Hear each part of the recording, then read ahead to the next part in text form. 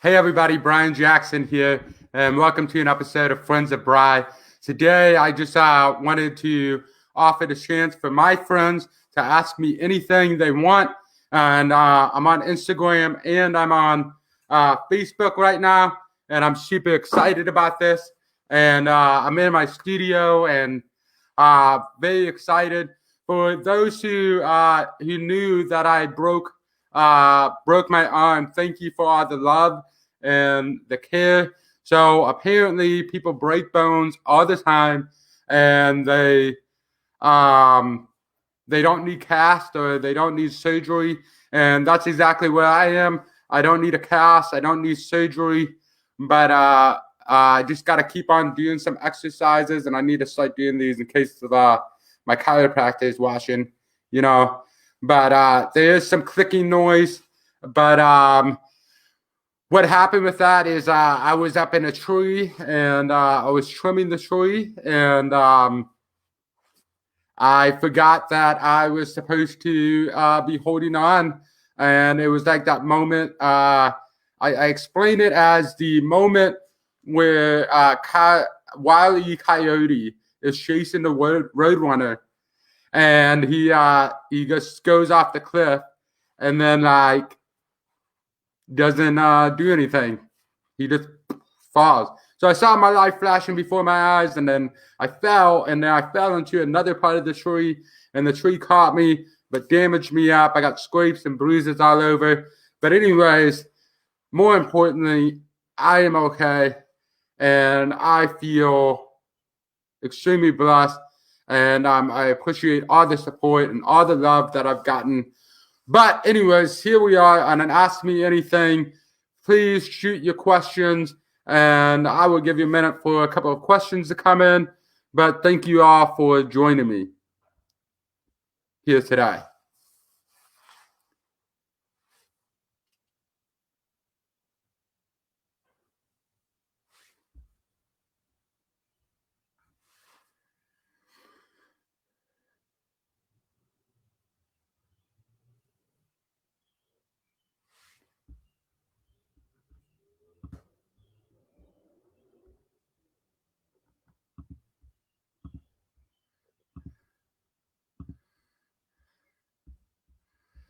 Anyways, so sometimes when I'm waiting, I get nervous, and I start to pace, or I start to move because I'm activated. And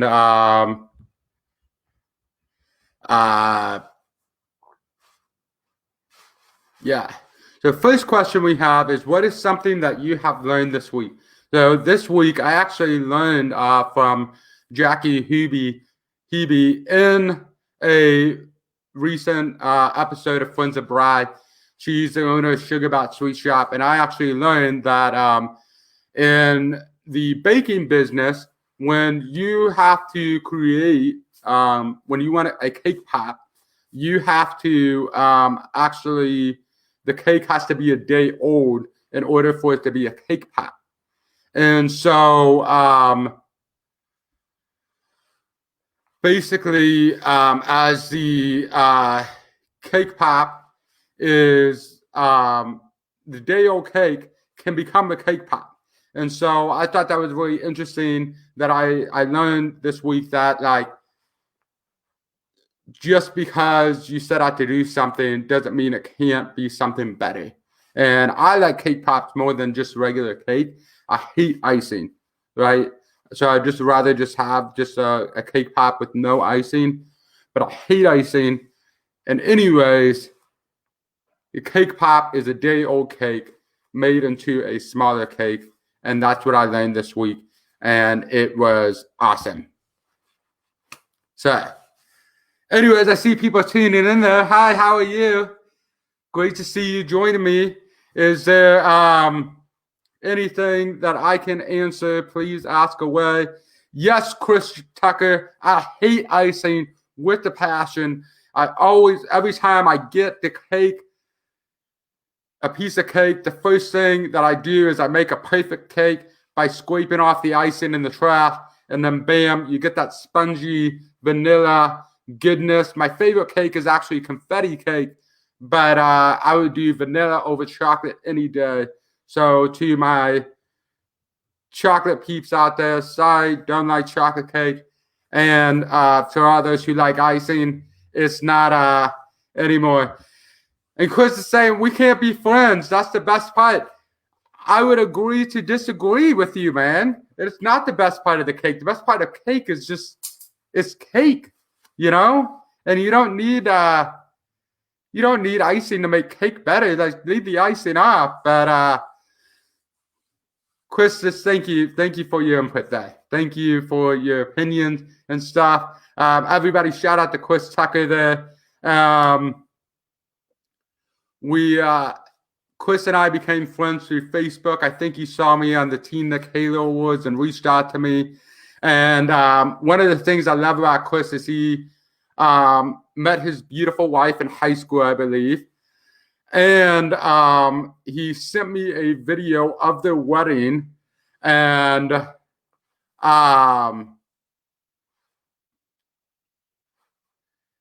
yeah, I watch it from time to time every now and then. I don't know if that's creepy or not, but it was a beautiful gift that is sitting in my inbox and I can go to from time to time. But basically, yeah, he's awesome. But anyways, we're having more questions. Thank you for tuning in. This is just an Ask Me Everything, and anything is on the topics. And Cindy Piper's here is asking, how's the arm? And she has a cake in the oven right now. Well, I'm doing keto right now, so I probably wouldn't be able to enjoy that cake with you. So I hope you enjoy that cake all to yourself. But the arm is great. Just doing physical therapy and trying to get that movement in, and it is feeling so much better than it was this weekend. No painkillers, nothing. I'm fine and great. So somebody wants to know, what is the meaning of life in one sentence? And I will sum this up. The meaning of life is that hope is vital. And you have to find hope in life. And you see, like, I see other people saying the meaning of life is like you endure suffering and you overcome suffering and certain things. But I think that's very downcast way of thinking. But for me, the reason why hope is vital is because many times over in my life, I have seen things go wrong, but I've also seen things go right. And hope is not just a word, it's more of a perspective. And if you can, my mom's on here. That's great. This is awesome. Hi, Mom. And where I'm going with this is basically is that suffering produces perseverance, and perseverance produces character, and character produces hope, and hope does not fail. That means in all things that we go through, we have the ability to endure. And I get to endure because I believe in Jesus Christ, you know, and I love the Lord with all my heart, and he loves me, and he's watched over me. And, you know, time and time after time, when doctors said that I shouldn't be here and gave up all hope, like, I found a hope to believe in. So I believe that the meaning of life is to find hope in all things. And yes, there is a way that we can find hope in all things. And I am greatly blessed to know that I have a hope that I can find in all things and stuff. So, more questions. Shout out again to my mom. And thank you for everybody for joining me. Now is just the time to just ask questions, and I'll be happy to answer them. And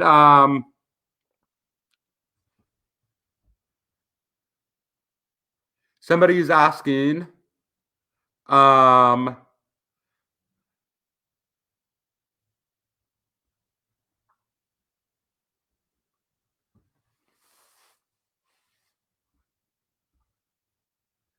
is how not to be afraid of unknown future or starting with new. That's a great question. And so how not to be afraid of unknown and an unknown future and starting with something new. The reason why that is a great question is because, we get to experience new things all the time. And there's a lot of uncertainty that we have in life. And it kind of goes back to what I was saying about hope. And, when we find hope in all things, we know that everything is going to be okay. And what we have to do is when we're starting something new or there's a lot of unknowns, we have to look at what we do know. And so it's not always being like, oh my goodness, this came out of nowhere. I think more things are predictable than we think. And so if we are going forward in the future, I say we need to start striving on what we do know. And not just saying we know it and so we're good, but what we know, we should unlearn and relearn, because life is a learning experience. And we're always going to experience new things in life. And it's a great opportunity to learn. It's a great opportunity to find out what the challenge is and embrace the challenge and, overcome it. So I say, and how not to be afraid of an unknown future or starting something new. I say embrace hope and cling to what you know. And if you do that, I think you will be better off and awesome. And yeah, great question. Thank you so much. And my mom has reminded me that God promises He can use all things for His glory and our good. So we never fail. We learn or we grow. And absolutely, I think that's a great question. It's like when we, a great perspective, because when it comes to failure, we think that we have automatically failed. And I, in an episode with my friend Doug Rhines, I said failure doesn't have to be fatal. It doesn't have to be final. It can be a learning experience. It can be a learning block in what you build. So you fall off a horse, right? So you learned one way not to ride a horse. So get back up on that horse and get on bucking. That's what I say. I've never said that before, but that's great. I'll try to use that in my future motivational talks and stuff. And so, yes, Cindy Piper, thank you for reminding me about Romans 5:3-5. That is my life verse right there. Thank you so much. And anything. So waiting on some more questions to come in. Thank you, everybody, for tuning in. This is awesome. I'm loving everything we were talking for so far. And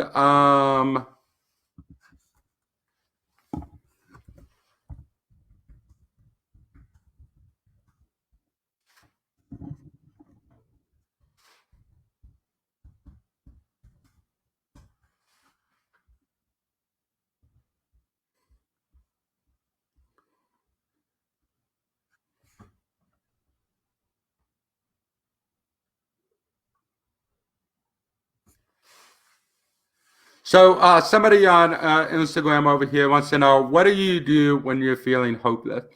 So yes, I feel hopeless sometimes. And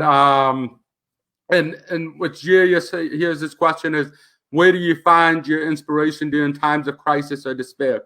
So I think these two questions are gonna go hand in hand. So what do you do when you're feeling hopeless, and where do you find your inspiration during times of crisis and despair? So, feeling hopeless.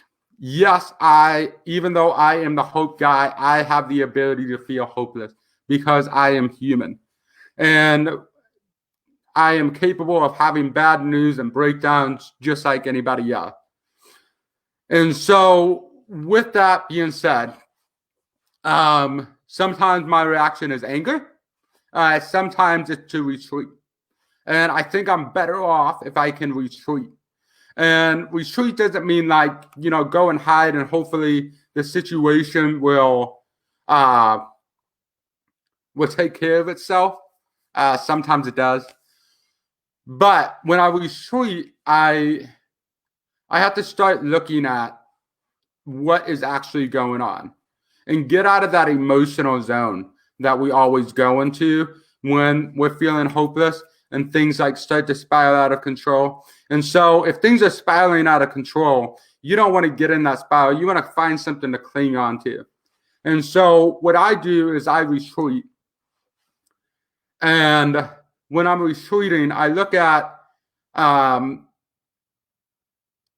what I can control and what I can't control. I also look at what I have, and I count my blessings of what I have, and then I lay out the situation, and I say, okay, what is the situation that we have here?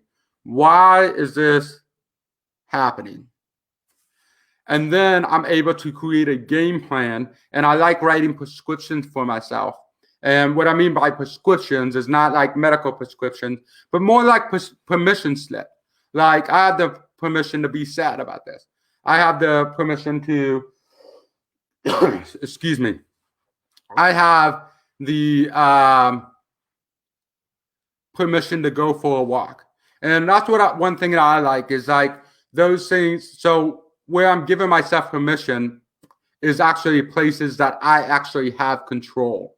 And so if you cling to what you can control, then you're able to be able to view and figure out what you can't control. And then I'll invite some, because I'm a witness guy, I'll invite some people in and I'll talk to those people. And I think that's a good step as well, to talk to people. But also, eventually, if nobody's there to help, I know that I'm brave and courageous enough to tackle the problem myself. So that is the answer to what do you do when you're feeling hopeless. And then sometimes I get inspiration from, reading my Bible or going to read a story or learning something new, because those things excite me. And I think when we're feeling hopeless, we need to find hope in our lives. And there can be a strategic plan on how we can find hope. And so for Julius, a little bit more detail is, where do you find your inspiration during times of crisis and despair? So like I said, like you can read scripture, you can read the Bible, you can go and read a book, you can learn something new. But the problem, the biggest challenge you have when it comes to crisis or despair is focusing, I call it the spilt milk mentality. And so here's what spilt milk mentality is basically when you spill your milk, you can either cry about it or you can clean it up. And so if we spend too much time focusing on that the milk has been spilled, the floor that the milk is spilled on can get really dirty. It can get rotted if we leave that milk there too long. And so basically the goal is that I find inspiration on what I can do in the time of crisis and despair. And I find out there's some things that I can continue to focus on and do, rather than just be like, I can't do anything. Because the truth is you can do a whole lot if you set your mind to it. And so I have a friend from Zurich, Switzerland, who's coming on here, and it says, what comes first, faith or hope? And see, I'm not a person who is big on like either ors and stuff. I think that life, it happens in between the extreme. And I think faith and hope go hand in hand. I think faith is a belief, hope is a mentality. And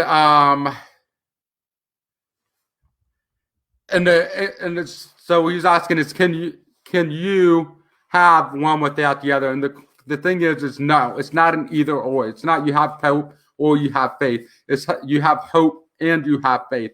It's an and both category. And faith is extremely important to me because but what I believe faith is, I believe hope is something that you can be working on. But hope is something that you can be working on, but faith needs to be something that a higher power can be working on. And that is the belief that everything's going to be okay because something or someone, in my case, Jesus, is watching out for me. And that's the way I roll. So I hope that answers the question of what comes to mind when you You can't have faith without hope. You need faith and hope together. It's not an either or. And great.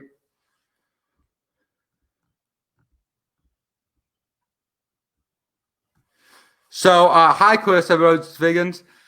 So, our recovery process is going to take a really long time after this current crisis. What specific encouragement can you give when people to work through times of long suffering or building resilience? Great question, packed loaded question.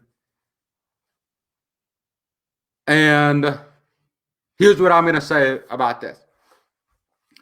Is yes, in this crazy time we live in right now, there's a lot going on.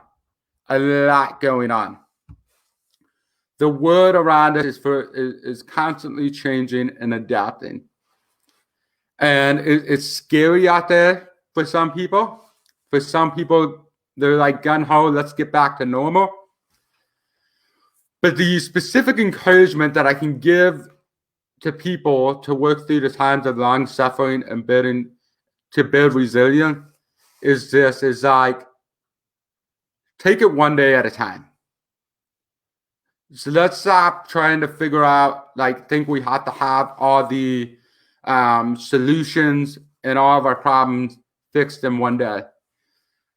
If you do know the solution and you do know how to fix all of your problem or what's going on in the world, I say break it down. Break it down into simple steps. And this goes even in what I talk to people about goal setting, is when you have the ability to see and dream about your goals and stuff. And so we can dream about things right now in this moment. But then we write down a clear path that we want to take.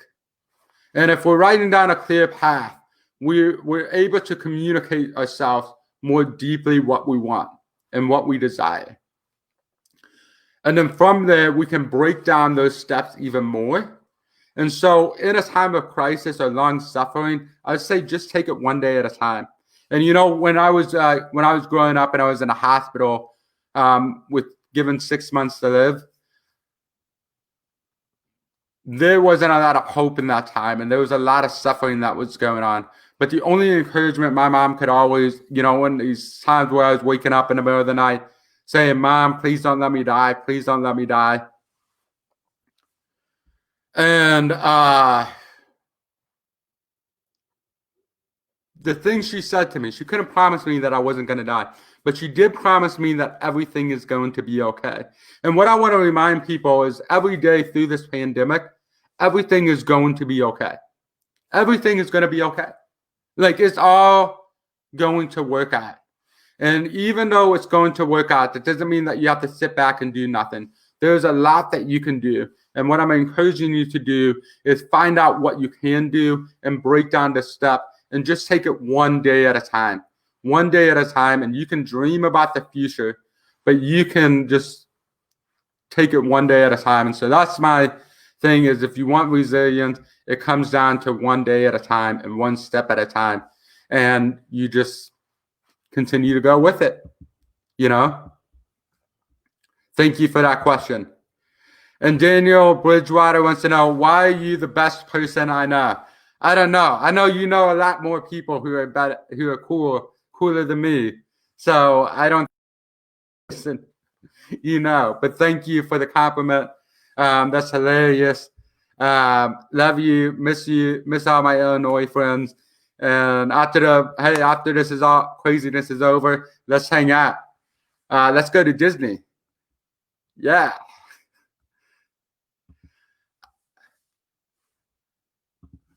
Somebody also wants to know what book has been encouraging me through this pandemic, and I actually have been reading during this time. And one thing I'm reading is called The Sacred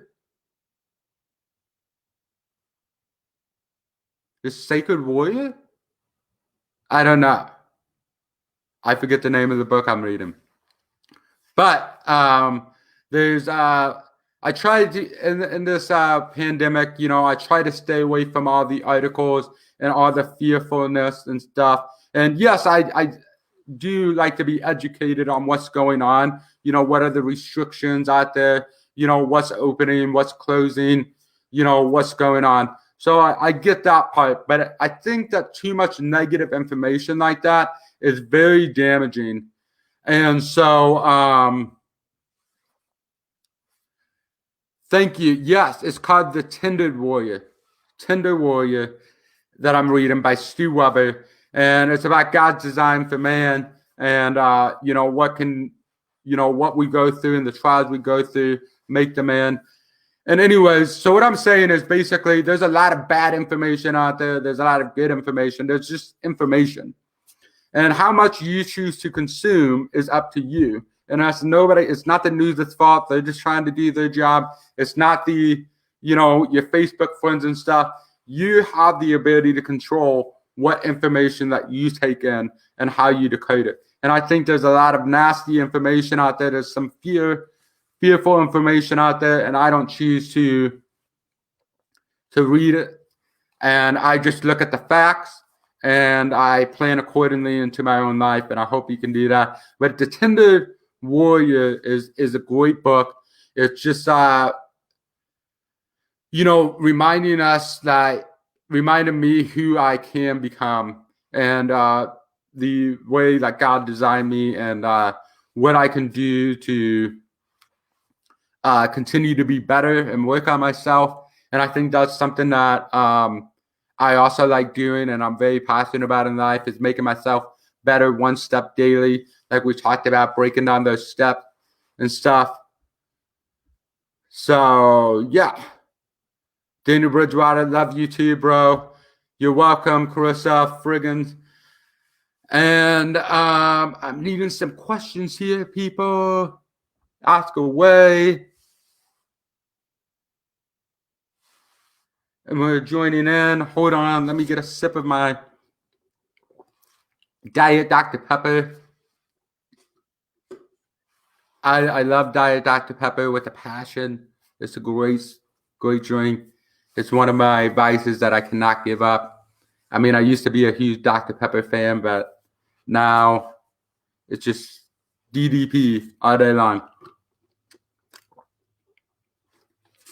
I feel like that guy from the Diet Dr. Pepper commercial, who's always like, Diet Dr. Pepper. I feel like he actually lives in my bloodstream. So Liam English here is really appreciate your words, Brian. They are resonating with me. And he's asking, have you written a book? I have written a book, and people are probably wondering what is going on with my book. And the truth is that I finished writing the book with a publisher, and the publisher decided to drop me, and there was really no reason or anything to behind it. Otherwise, besides the fact that they couldn't, and I'm not here to badmouth the company that I was with. I'm thankful that they did take an opportunity. I'm hurt and wounded that they didn't want to pursue that opportunity even further. But the book that I have wrote is still waiting to be published. I'm trying to find a publisher. If I do not find a publisher, I would probably be very excited to self-publish it. And yeah, that's what's going on. And thank you for the encouragement that I should crowdfund. I would actually dig in to see what that looks like. And thank you very much for the suggestion. And that might be an avenue that I'm willing to go. And so Barry Kennedy wants to know, what would you do if Diet Dr. Pepper were extinct? I would probably just go to water it up. So basically for water, drink 90% of your weight in water a day, just to be safe, in ounces. Your weight in ounces a day to be safe, to get enough water, and that would be great. And somebody wants to know, who is my favorite YouTuber? So I don't really have a favorite YouTuber. I do enjoy YouTube from time to time because there's a lot of great content and a lot of motivational content on there and stuff. And one person I do enjoy watching is I think his name is Mr. Beast, who he just like has all this money and stuff, and he is giving it away to people. I like those episodes, people who are trying to help people, make a difference in their life and stuff. And my favorite episode is where they bought like an entire car lot, and they're basically giving cars away to people for pennies on the dollar. And I think that's really cool. And so I hope that answers your question. If you have any YouTubers that I should check out, please drop those in the comments, and I would love to check them out. I got a lot of time here in quarantine, just staying safe and staying good. So I might watch a couple episodes of any YouTuber that you suggest. So, and that channel, Mr. Beast, awesome. Thank you. Awesome. Nice to see you. Thank you for your question. So, any more questions here? Basically, on this episode of Friends of Brry, I'm just trying to answer any questions for my friends, and I'm loving the input that we have here so far, and loving the things that people are asking. And so this is your chance to ask any question you want, and I welcome it. I love it, and continue to pour in on those questions.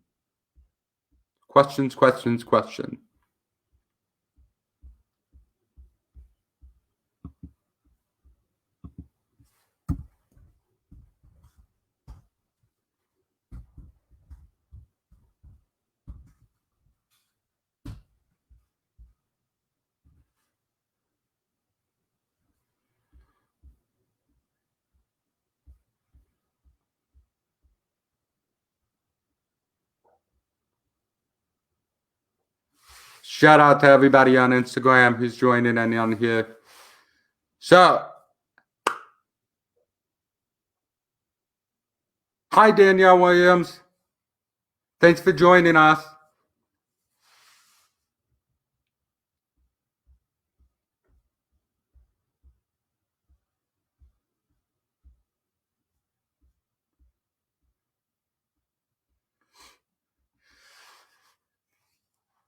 That's okay. If the autocorrect got my name. My name is a very unique one. Brryan. And throughout all of my doctor's appointments I've been going through lately, I've been telling them, they're like, Brian, they put Brryan because they think I'm stuttering on the R's. And but that's okay. People get it wrong all the time. People get it right sometimes. You can call me whatever you want. But thank you for coming in. And somebody wants to know, what is your go-to victory song? Recently, I found a song called, I think it's called Me and Jesus. But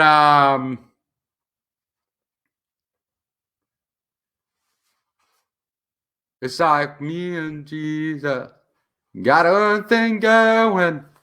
It's either that one or my second victory song is My House by Flo Rida. And I don't know why. Those are my two victory songs. But sometimes when I want to get pumped up for a run, I listen to some John Mellencamp. And I also listen to the fight song. And That's what I like. So thank you for the question of what's your go-to victory song.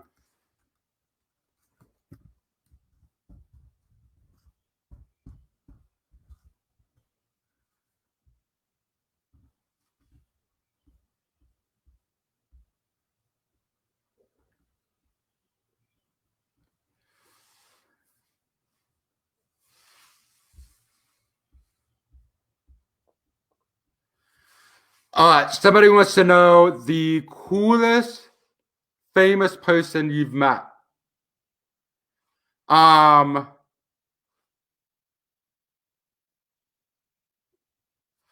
gonna assume that you mean cool is in like the relatable or the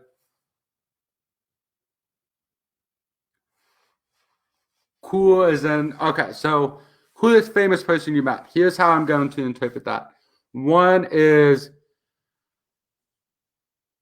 I would say the most chill person is there's a football player who is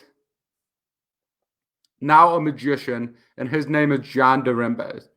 And I got to meet him, and the reason why I say he is the coolest famous person I've met is because he is so down to earth, and he was willing to do a Monday motivation video. He recorded a video with me, and then him and I are actually follow each other on Instagram, and so we kind of get to live life together now.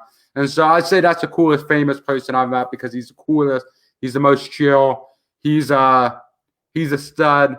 So love John Dorimbo. If you don't know who John Dorimbo is I encourage you to go check out his book. And my mom wants me to tell the story about meeting Mr. Jackson at the Black Bar. So in 2009, I was invited to the Alicia Keys' Black Bar in New York City. And I was hanging out with Nick Cannon. And Nick Cannon was introducing me to all these people and stuff. And basically what happened was right before my eyes was Samuel L. Jackson, the Snakes on the Plane guy himself, Nick Fury, Samuel L. Jackson's right there. And so what I went up to him instead as I stuck out my hand. I said, Mr. Jackson, nice to meet you. I'm Mr. Jackson. How you do? How's it go? And he just laughed, and we were having a good time. And so thank you for reminding me to tell that story, Mom. You're awesome. And my friend Eddie Sutton is tuning in here, and he wants to know, have you ever fallen out of a tree? And the correct answer is to that, many times. And actually, my favorite falling story is me and my sister in the house we grew up in. It was a one-story ranch, and outside of the ranch home, it wasn't like we lived on a ranch, like, woo, we're cowboys. But there was like a Four Seasons room, and so the roof dropped off, and then there was a hot tub.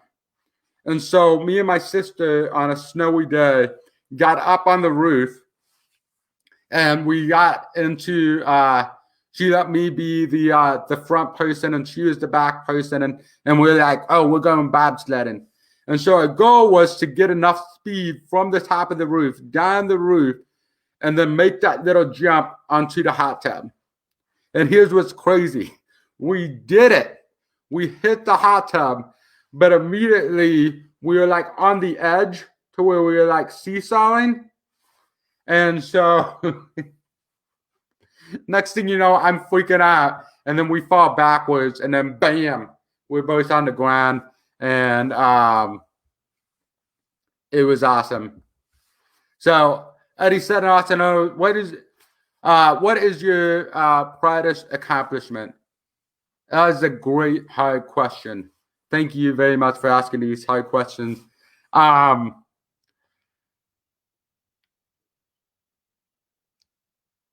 would say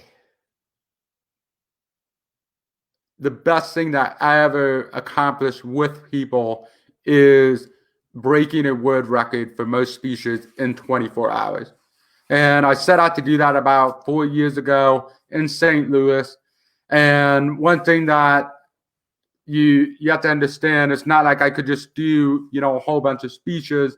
They were very specific on, they had to be 10 minutes long. Yeah, I'd have a crowd with at least 10 people, and I had to be at a different location for each one, and the speeches had to be spontaneous. And so the record that I had to beat was 21, which was held by Ralph Nader at the time. And on that day in April, about 4 years ago, I broke that record with 24 speeches in 24 hours. I actually did 26 speeches, but 2 of them did not qualify because they did not meet the criteria. But it was fun. I think we should do it again, everybody. And I think that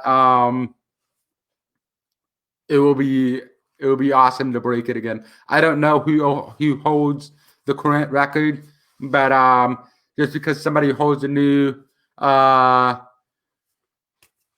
record doesn't take away from the accomplishment that I had.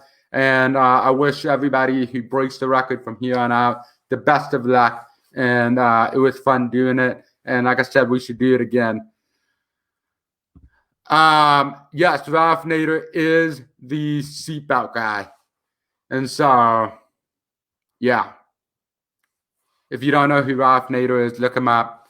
He ran for president a couple of times. Obviously didn't win.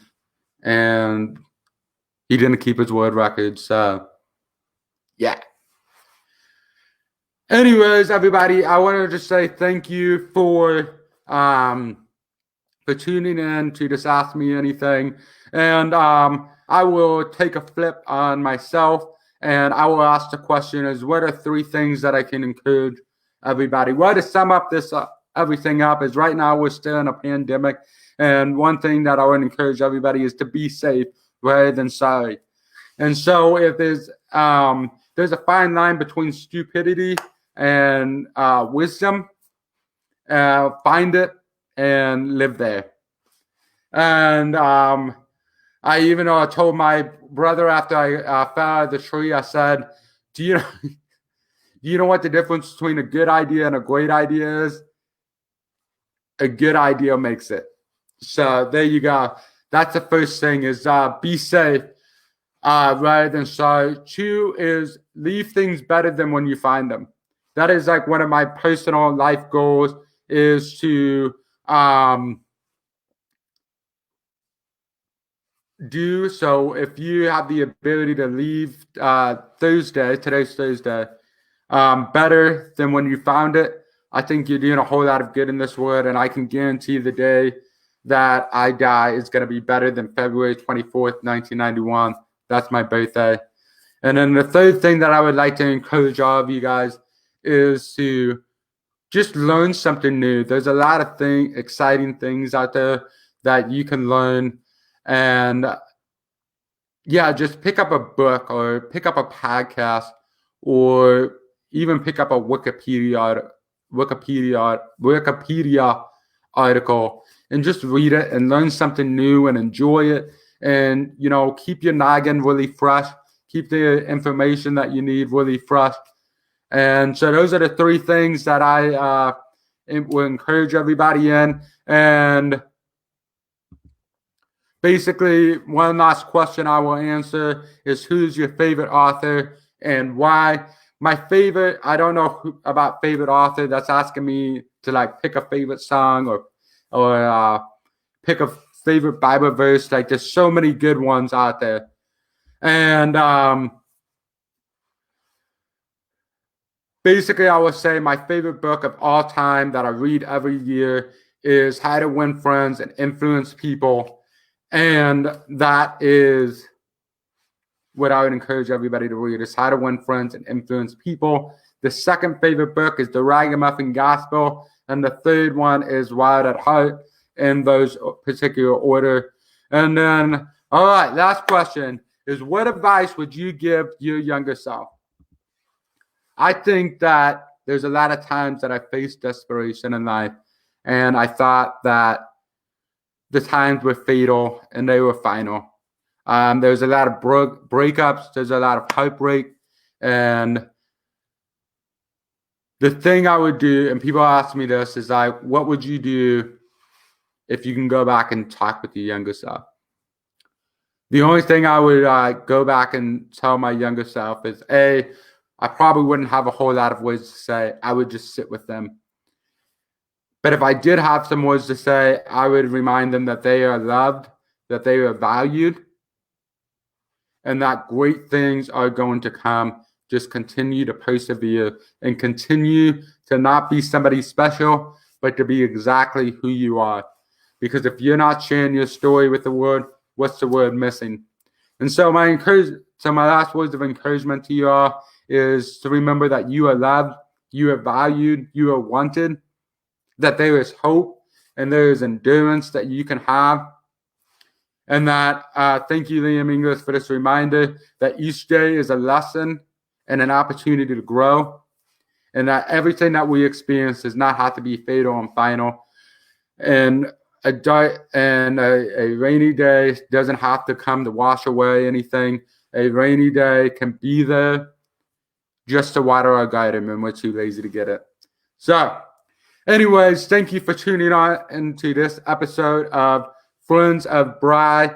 Love you all very much. Thank you for taking time out of your day to come and be with me. And